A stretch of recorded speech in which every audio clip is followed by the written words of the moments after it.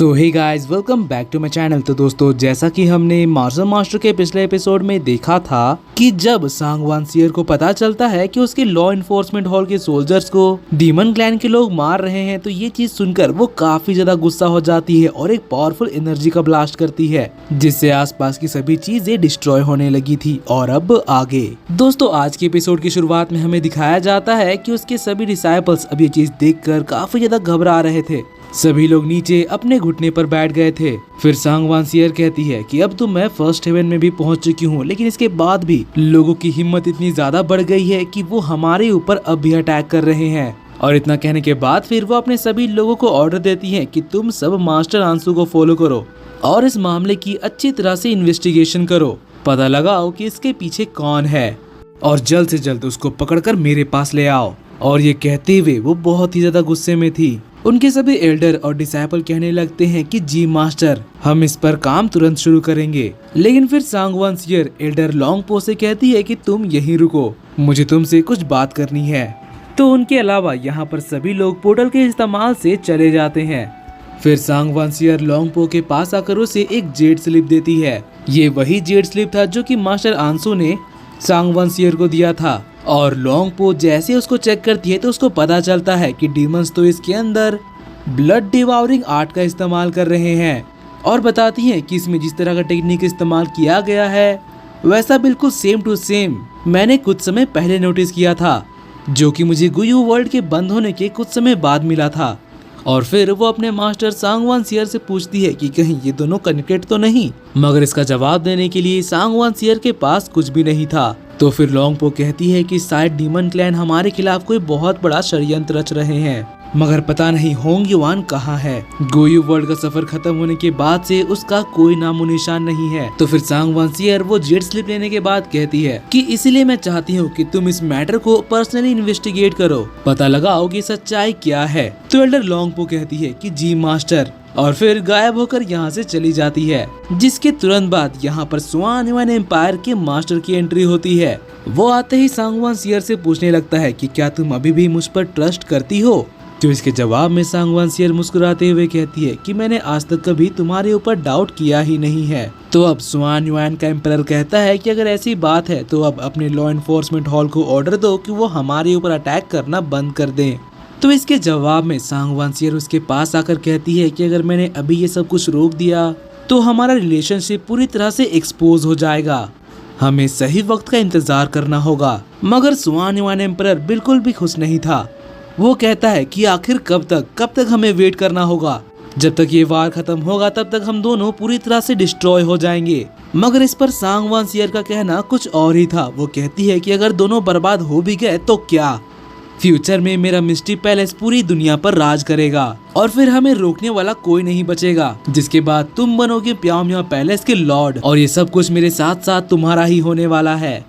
ये पूरी दुनिया और उसके सभी पावरफुल लोग सब तुम्हारे ऑर्डर से चलेंगे। तो एम्परर साओ यू कहता है कि अक्सर दो बिल्लियों की लड़ाई में तीसरा बंदर फायदा उठाता है और इस पूरे कॉन्टिनेंट में सिर्फ डीमन क्लैन ही है जो कि हमारे रिलेशनशिप के बारे में जानता है। इसलिए मुझे तो शक है कि वही हम दोनों के बीच में फूट डालना चाहता है, हमारे क्लैन को आपस में लड़वाना चाहता है। जिस पर सांग वानसियर कहती है कि शाओयू मुझे थोड़ा समय दो, और फिर उसका हाथ पकड़कर कहने लगती है कि जैसे ही हम लोग उसका पूरी तरह से फायदा उठा लेंगे उसके बाद हम दोनों मिलकर उसको पूरी तरह से खत्म कर देंगे। फिर कोई भी डीमन क्लैन हमारे खिलाफ खड़ा होने का हिम्मत नहीं करेगा। और तब जाकर एम्परर साओयू उसकी बात पर एग्री करता है। लेकिन इसके बावजूद भी वो सांग वानसियर को लास्ट में कहता है कि जल्द से जल्द अपने लॉ एनफोर्समेंट हॉल के इस मैटर को खत्म करो, वरना अगर ये सब जारी रहा तो मैं भी मेरे स्वान युआन एम्पायर के पावरफुल फाइटर्स को ज्यादा देर तक नहीं रोक पाऊंगा। वो लोग हमारे डिसाइपल्स और सोल्जर्स को प्रोटेक्ट करने के लिए जरूर आगे बढ़ेंगे। जिसके बाद फिर वो सांग वानसियर को अलविदा कहकर एक बड़ा सा पोर्टल खोलकर यहाँ से चला जाता है। तभी पीछे से किसी की हंसने की आवाज आती है और जैसे ही सांग वानसियर पीछे मुड़कर देखती है तो उसको पता चलता है कि ये कोई और नहीं बल्कि डीमन क्लैन का एल्डर है। वो कहता है कि मुझे ये जानकर बिल्कुल भी अच्छा नहीं लगा कि स्वान युआन एम्पायर के मास्टर साओ यू मुझसे और मेरे डीमन क्लैन से इतना ज्यादा हेट करते हैं। मुझे तो लगा था कि हम अच्छे दोस्त बन सकते हैं। तो सांग वानसियर उससे पूछती है कि आखिर तुम एग्जैक्टली हो कौन और तुम्हारा डीमन क्लैन ये सब क्या कर रहा है। और ये कहते हुए वो गुस्से में उसके ऊपर 2 पावर स्लैश अटैक करती है, मगर उसको वो डीमन बड़े ही आसानी से डॉज कर लेता है और फिर ऊपर हवा में जाकर सांगवान सियर के ऊपर डायरेक्ट अटैक करता है। मगर उसके अटैक को सांगवान सियर एक बैरियर बनाकर बड़े ही आसानी से रोक लेती है। बिना अपनी एक उंगली भी उठाए वो कई सारे पोर्टल्स के इस्तेमाल से उस डीमन के ऊपर पावरफुल अटैक्स करने लगती है, जिससे वो डीमन पूरी तरह से परेशान हो जाता है। अटैक्स को डॉज करने के लिए वो बहुत ज्यादा स्ट्रगल कर रहा था, मगर इसके बावजूद भी अटैक्स उसको लग ही जाते हैं और वो घायल होकर नीचे जमीन में गिर जाता है। यहाँ तक कि उसके हाथ से खून तक निकलने लगा था और अपने चारों तरफ इतने सारे पोर्टल्स को देखकर अब वो हार मान चुका था। डीमन एल्डर कहता है कि पैलेस मास्टर प्लीज आप शांत हो जाइए, मैं आपको गारंटी देता हूँ कि मेरा कोई भी सोल्जर आपके किसी भी सोल्जर के ऊपर अटैक नहीं करेगा और ना ही अभी रिसेंटली जो अटैक्स हुए हैं उनके पीछे हमारा कोई सोल्जर है। मैंने खुद इस मामले की इन्वेस्टिगेशन करने के लिए अपने स्पेशल लोगों को भेजा है। जैसे ही मुझे इसका रिपोर्ट मिलता है मैं वो सब तुरंत आपको हैंड ओवर कर दूंगा। तो सांगवान सियर कहती है कि तुम ये बात अच्छी तरह से याद रखना और अगली कोई भी गलती मैं बर्दाश्त नहीं करूंगी। फिर इतना कहने के बाद वो एक पोर्टल के इस्तेमाल से यहाँ से चली जाती है। वहीं डीमन क्लैन का वो एल्डर उनके जाने के बाद पीछे से उनको गालियां देने लगता है। वो कहता है कि ये तो बहुत ही हिपोक्रेट ह्यूमन है और फिर यहाँ से गायब हो जाता है। मगर इस ट्रेनिंग ग्राउंड से अभी तक स्वान युआन एम्पायर का मास्टर साओ यू गया नहीं था। वो दूर खड़ा होकर अपने मैजिक के इस्तेमाल से ये सब कुछ देख रहा था, जिससे उसको रियलाइज होता है कि सांगवान सियर तो ऑलरेडी डीमन क्लैन से मिली हुई है। वो कहता है कि आखिर तुम मुझसे और क्या क्या छुपा रही हो। फिर इसके बाद हमें स्वान युआन का पैलेस दिखाया जाता है जहाँ पर वो लौट चुका था। तभी उससे मिलने के लिए उसका एक एल्डर वहाँ आता है।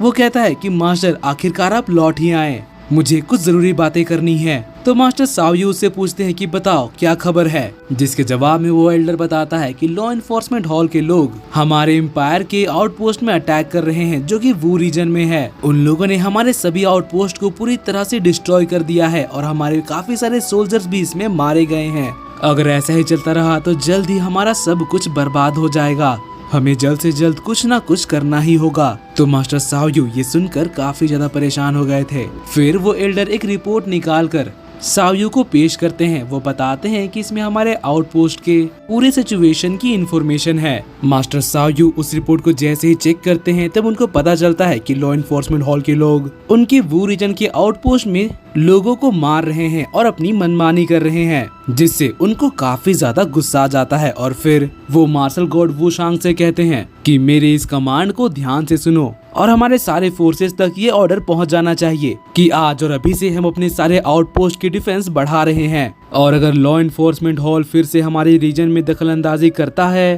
तो उसका जवाब भी हमें फोर्स से देना है, चाहे इसका अंजाम जो भी हो। अब हम किसी को भी मनमानी करने नहीं देंगे। तो इस पर मार्शल गॉड वू शांग कहते हैं कि जी मास्टर, मैं ये बात सभी को बता देता हूँ। और फिर वो टेलीपोर्ट होकर यहाँ से चले जाते हैं। जिसके बाद एम्परर साओ यू कहते हैं कि सांगवान सियर अब तुम मुझे ब्लेम मत करना, क्योंकि पानी अब सर से ऊपर हो चुका है। स्वान युआन एम्पायर मेरा घर है और यही मेरी पहचान है। इसको बनाने में मैंने बहुत मेहनत किया है और काफी समय लगाया है, इसलिए मैं अपने स्वान युआन एम्पायर को ऐसे चुपचाप बैठकर बर्बाद होते हुए नहीं देख सकता। फिर सीन चेंज होता है और हमें चैन साओ को दिखाया जाता है जो कि अब जी प्रीफेक्चर में पहुंच चुका है। वो कहता है कि मेरी पिछली जिंदगी में मेरे जी क्लैन का यही लोकेशन था। इस जगह के चारों तरफ प्रोटेक्शन शील्ड बनी हुई थी। वो कहता है कि मैंने ये बिल्कुल भी एक्सपेक्ट नहीं किया था कि जी क्लैन जो कि एक समय में पूरी तरह से हिडन था वो इस तरह से सबके सामने आ जाएगा। पहले मुझे जी क्लैन के इंसेस्ट्रल लैंड को अच्छी तरह से छानबीन करना होगा,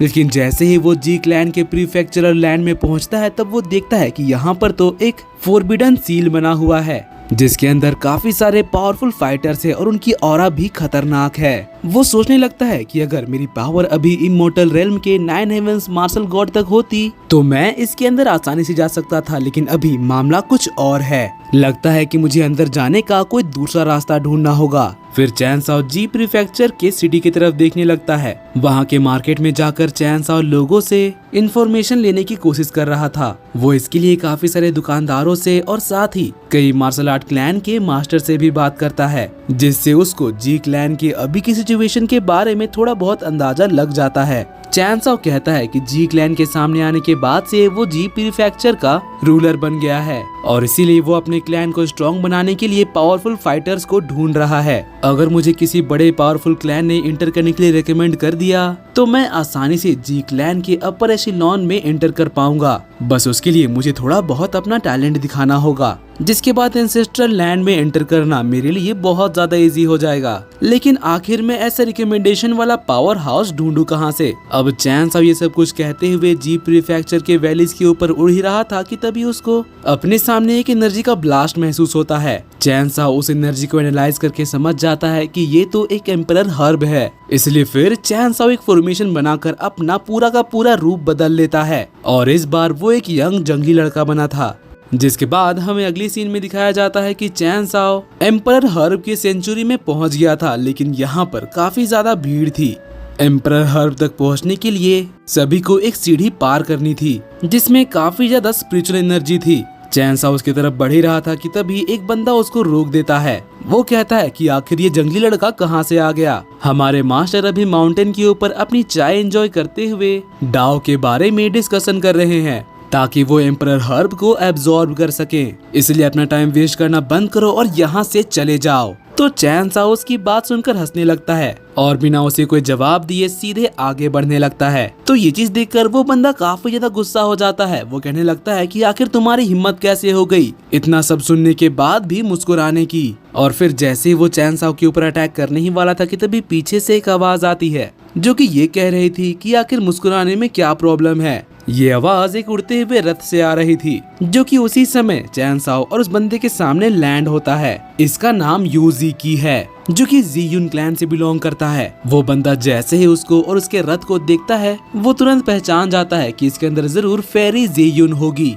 इसीलिए वो घबराते हुए तुरंत अपना सर झुका लेता है। चैन साओ ज़ीयुन क्लैन का नाम सुनकर सोचने लग जाता है कि फेरी ज़ीयुन जरूर जी क्लैन के काफी ज्यादा करीब होंगे और ये भी जी प्रीफेक्चर का एक बहुत बड़ा पावर हाउस है। अगर मुझे ज़ीयुन क्लैन ने रिकमेंड किया तो बात बन सकती है। तभी यूज़ी कहता है कि अगर तुम्हें पता चल गया है कि फेरी ज़ीयुन यहाँ पर आई है तो अभी तक तुम हमारे रास्ते में क्यों खड़े हो, जल्दी से साइड हो जाओ। तो ये चीज सुनकर वो बंदा गुस्से से आगे बढ़ता है और कहने लगता है कि यूज़ी मैं सिर्फ फेरी ज़ीयुन की रिस्पेक्ट करता हूँ, तुम्हारी नहीं, क्योंकि फेरी ज़ीयुन की पावर हमारे मास्टर गु चैंग फेंग के बराबर है। तो मुझे ये बताओ कि आखिर तुम्हें किस बात का घमंड है। तो इस पर यूज़ी हंसने लगता है और कहने लगता है कि गु चैंग फेंग वो भी फेरी ज़ीयुन के बराबर, ऐसा तो हो ही नहीं सकता। मजाक करना बंद करो और हमारे रास्ते से हट जाओ। हमारे फेरी ज़ीयुन के सामने उस बेवकूफ की बराबरी करके तुम हमारी बेइज्जती कर रहे हो। तो ये चीज सुनकर वो बंदा गुस्सा हो जाता है और कहने लगता है कि आखिर तुम्हारी हिम्मत कैसे हुई मास्टर गु की इंसल्ट करने की। और फिर यूज़ी के ऊपर अटैक करने के लिए बढ़ता है, मगर तभी यूज़ी उसके ऊपर एक एनर्जी बॉल से अटैक कर देता है, जिसके ब्लास्ट से वो बंदा उड़कर दूर गिर जाता है और अब उस बंदे के अंदर उठने की हिम्मत नहीं बची थी। तभी रथ के अंदर से फेरी ज़ीयुन कहती है कि जल्दी से माउंटेन की तरफ चलो, हमें इस जगह पर और ज्यादा समय वेस्ट नहीं करना चाहिए। जिस पर यूज़ी कहता है कि जी मास्टर, और फिर तुरंत अपने रथ को माउंटेन की तरफ बढ़ा देता है। चैन साओ खड़ा होकर ये सब कुछ देख रहा था, इसीलिए उस बंदे को अब शर्म आने लगी थी। वो कहता है कि लड़के आखिर तुम देख क्या रहे हो, जल्दी से मेरे रास्ते से हट जाओ। तो इसके जवाब में चैन साओ कहता है कि मैं तो बस एक कुत्ते को मार खाते हुए देख रहा था, तो आखिर तुम्हें इससे क्या हो रहा है। अब ये चीज सुनकर वो बंदा शॉक्ड हो जाता है। वहीं चैन साओ हंसते हुए उससे मुंह फेर लेता है। तो फिर वो बंदा अब चैन साओ के ऊपर अटैक करने के लिए बढ़ता है, मगर चैन साओ उसको आसानी से डॉज करके उसे घुमा कर एक झापड़ मारता है। मगर उसे अभी भी समझ नहीं आया था, इसलिए वो दोबारा चैन साओ के ऊपर अटैक करने बढ़ता है और इस बार वो चैन साओ से एक लाइटनिंग किक खाकर दूर जाकर चट्टान से टकरा जाता है और इस बार वो दोबारा उठने की हालत में नहीं बचा था। वहीं बात करें चैन साओ की तो वो कहने लगता है कि इसके पास सिर्फ गरीब और कमजोर को बुली करने के अलावा बिल्कुल भी हिम्मत नहीं है, डरपोक कहीं का। और इतना कहने के बाद वो सीढ़ी की तरफ बढ़ने लगता है। और दोस्तों इसी के साथ आज का ये एपिसोड यहीं पर खत्म होता है। हमारे चैनल पर काफी ज्यादा गैप हो गया था, मगर आज से चैनल पर वीडियोस रेगुलर आएंगी, इसलिए चैनल को सब्सक्राइब करके बेल नोटिफिकेशन ऑन कर लेना, ताकि जैसे ही कोई नई वीडियो आए तो आपको सबसे पहले पता चल जाए। और हाँ, अगर आपको ये एपिसोड पसंद आए तो प्लीज वीडियो को लाइक कर देना। तो मिलते हैं आपसे अगली वीडियो में, तब तक के लिए bye bye, be happy, be safe and thanks for watching.